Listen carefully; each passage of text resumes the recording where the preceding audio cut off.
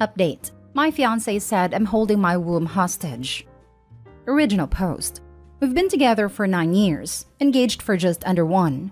I'm 29, he's 33. The other day, we were having a conversation about the future and then the subject turned to kids. How many, etc. I said I'd ideally want 2, and I didn't care what gender. He said he wanted 2 also, but doesn't want a daughter at all.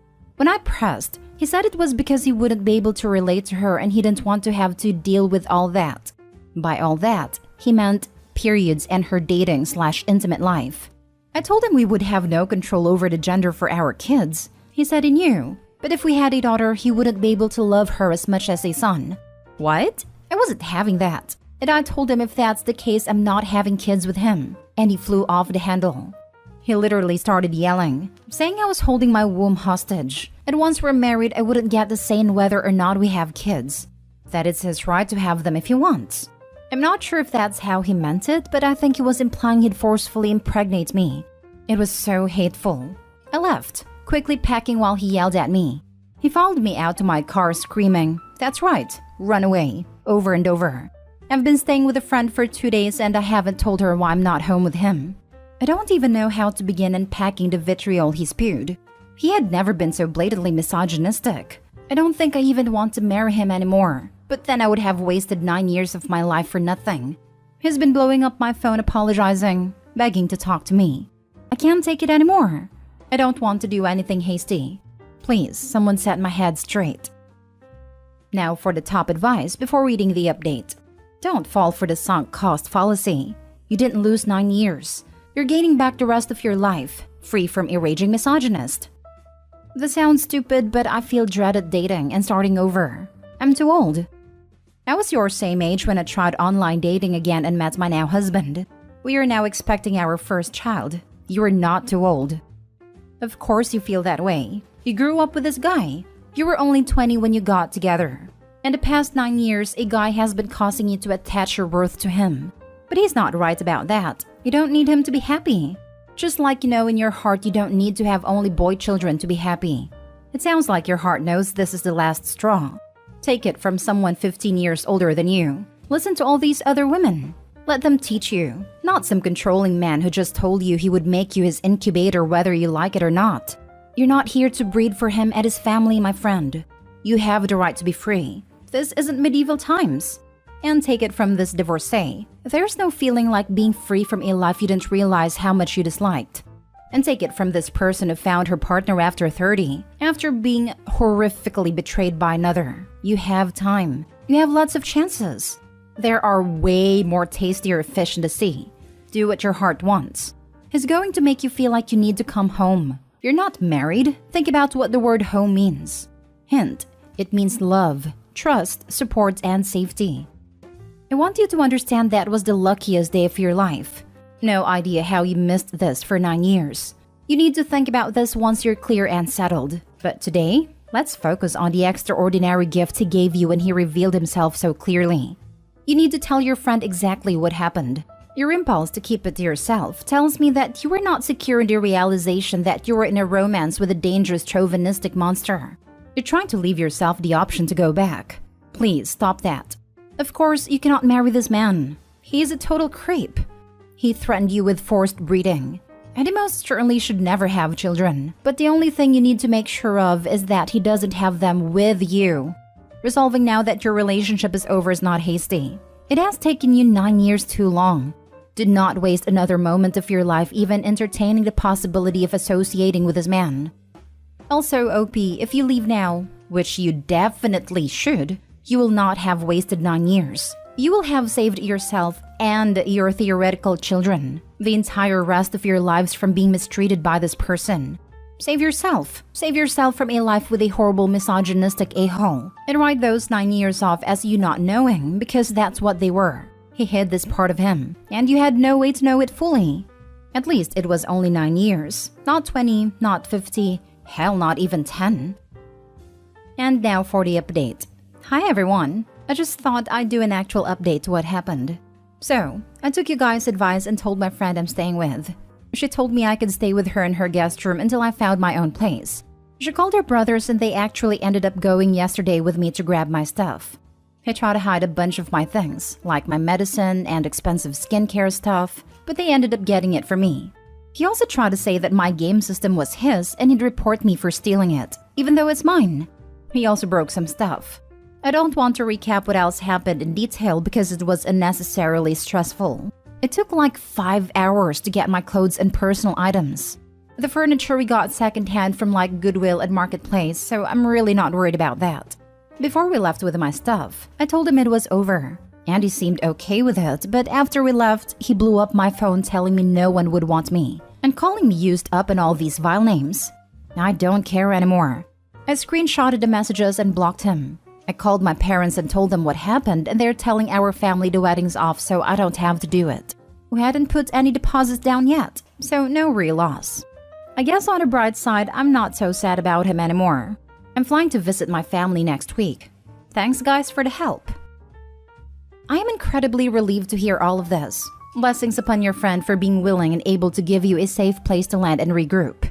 I hope you absolutely thrive as you move forward. I'm relieved too after seeing the way he behaved. I think eventually he would have killed me. Be really proud of yourself. You did such a brave thing. One day in the future, you look back with such a sense of relief and inner peace that this is over. And you'll have hope and excitement for your future, and it will all be down to current you. I wish you all the best. After things have calmed down a bit and if it's available to you, talking to a therapist will be really helpful for healing. I wish you the best. Therapy is definitely in the works. Thank you. Just remember, you didn't waste the time with him. You had your good times, and you grew in other ways. And he's 100% wrong when he tries to tell you that no one would want you. Just be grateful that his mask slipped before the wedding. Seriously, do you think anyone would want him if they knew about what he said/did? So basically, he got it backwards. Thank God he showed you this before you were married and pregnant. Also, it's wonderful you have a friend helping you so readily. Please consider cameras when you move and also getting a new phone number. Also get into counseling. It's possible there have been little things you didn't notice but could need to be undone so you don't miss them a second time around. Last story is titled, Update. How do I, 23 female, get over my resentment for my boyfriend, 22 male, and jealousy for my sister's 19 female relationship? Original post. I've been dating my boyfriend Gerald for over a year now, and I'm realizing that we never really did anything during the relationship. Before lockdown, we'd go out to eat and watch anime at his place, but that's it. Now that I look back on it, we never really did anything special and he never did anything nice for me. Like, we went out to the boardwalk for a date I planned, but he wanted to spend it playing arcade games. When I suggested various rides we can go on, he chickened out and said that those kinds of attractions freak him out. Dates with him were just getting takeout and playing video games, or watching him at his friend's game. He has been faltering in other parts of his life lately. Lost job but shows no interest in applying for work. Does nothing but sleep or play video games, and he's gained like 50 pounds. Since we've been apart, I've grown to resent him for never taking the initiative. It feels like I never really had a relationship with him, that he's more of just a friend than a boyfriend. Meanwhile, my sister and my best friend are dating incredible guys. They're handsome, driven, and hardworking. They're proactive. They take them out to do fun stuff like hiking or picnics or even do Zoom chats. Instead of video games and TV, they're playing games and even just chatting. My sister is even planning on moving overseas to be with her dude. I want the kind of relationships they're having, but my boyfriend doesn't seem to get the picture no matter how many times I've tried to talk to him. And here I am, stuck with this guy that I just can't feel anything more than resentment. I want him to push himself and show that he actually gives a damn about things. But instead, he just sits on a couch with his eyes locked on the screen and I can't stand it anymore. How do I get over my resentment for my boyfriend? And if possible, how to rein in my jealousy? Sorry if it's a lot to ask. Now for the top advice before reading the update. And here I am, stuck with this guy. You're not stuck with anything. You're making a choice. How do I get over my resentment for my boyfriend? You dump him. He's exactly who you've known. He hasn't changed, and he won't. So dump him and raise your standards. Require and get better of the people in your life. Your jealousy will cease to exist. I wish that is easy, but everyone tells me that he's the best for me. And face it, I have Asperger's and no one wants to date an SP. Why are you stuck with him? You're not married. You have no kids together, or I think you would have mentioned that. dump him and find a new boyfriend. I feel like he is going to go into a tailspin and spiral into a worse mental state. This happened before after a good friend of ours died. And if we're going to be honest, I feel like I'm never going to find someone better. Everyone always tells me that. On the other hand, it could be a wake-up call for him to get motivated and get off the couch and off the video game console. You are finding reasons to not break up with him, which is self-sabotaging. If you want to find someone better, make a plan. Start running or biking or something. Find a group where you can meet new people. Don't believe people who say you'll never find anyone better. But you also need to activate your own self to do that. If you allow yourself to believe that, it will become a self-fulfilling prophecy. Sweetheart, you'll never find anything better if you don't give anyone else the opportunity. You're young. This isn't the end of the road. Can you really imagine living the rest of your life being this unhappy? He has no motivation in life and you expect this man to marry you, have and raise children with you, be able to support your family. I dated a guy like this in high school, and when I was focusing on graduating, he was avoiding finishing school and growing into a functioning adult like the plague. I fully believe he expected me to carry the relationship, make the money, and raise a family all on my own after we graduated. I made a better decision for myself to leave, even as he told me he would kill himself if I left. And while I couldn't get him to have any motivation in our relationship, he actually started doing much better for himself after I left. It's absolutely okay to be selfish, especially if it makes you happier to do so. If you're genuinely concerned about his well-being after you split, tell some friends, tell a family member of his, tell someone that can keep an eye on him and get him help if he should need it. And don't ever believe anyone when they tell you you can't do better, because you absolutely can. And now for the update. I made a post on r/relationship advice about 2 years ago. I don't think I got any actual helpful advice aside from dump him, but a lot has changed that I thought I would update. For starters, I dumped Gerald. He was upset and tried to convince me to give him a second chance, but I was done. I was sick of wasting all my time watching anime and gaming with him. I don't even like anime. And I was getting really burned out on nerd stuff to begin with. It took my older, more intimidating sister to tell him to never call me again. Last I heard, he was still unemployed and living with his parents. No one else in his life. Pretty sad, to be honest. As for me, well, things are starting to look up. Part of my frustration 2 years ago was dating as someone with Asperger's. People think that, when you're an SB, you can't function well in society. They treat you like you were meant to be handled with kid gloves or like a young child. And I was frustrated that with my diagnosis, I was doomed to date losers like Gerald. To be honest, I didn't really find the advice I got helpful. I instead asked my sisters what to do. I always trusted their advice and I still do. I don't talk to my old friends from 2 years ago anymore. I realized they were just not worth keeping around. I was also fed up with my job in IT. I hated computers and the whole geek culture surrounding it, but felt pushed into it because of my Asperger's and how they are great at technology to begin with.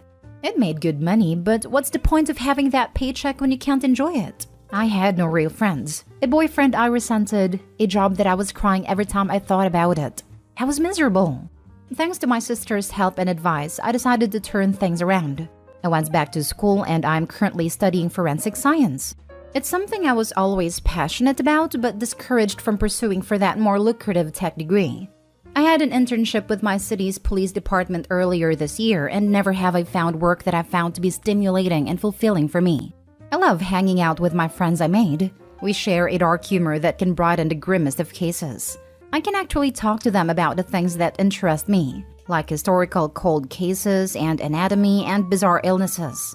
And I am in a happy relationship. It's with someone I met in one of my classes and we complement each other so well. Never have I felt so content to be with someone. We have a date later tonight and are making plans to move in together. All in all, I will say this is a chapter of my life I consider closed.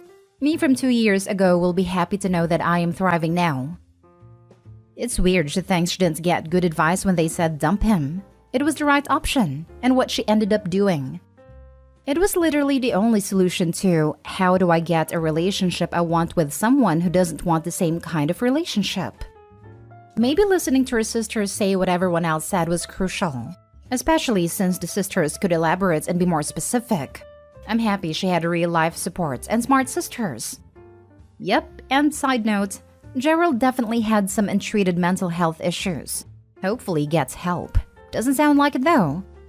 I might be seeing patterns that aren't there, but there seem to be just as many men who think the right woman will fix or put up with him, instead of a therapist where they have to put in work, as there are women who think they can fix a man. Well, she seems very judgmental and unpleasant to be around. Glad things worked out for her. For real, it sounds like they just had different personalities, but she basically just chat on him. The only illusory quality was he didn't try to find a job, but I'm pretty sure the original post was written around the height of the pandemic, so that could easily explain it.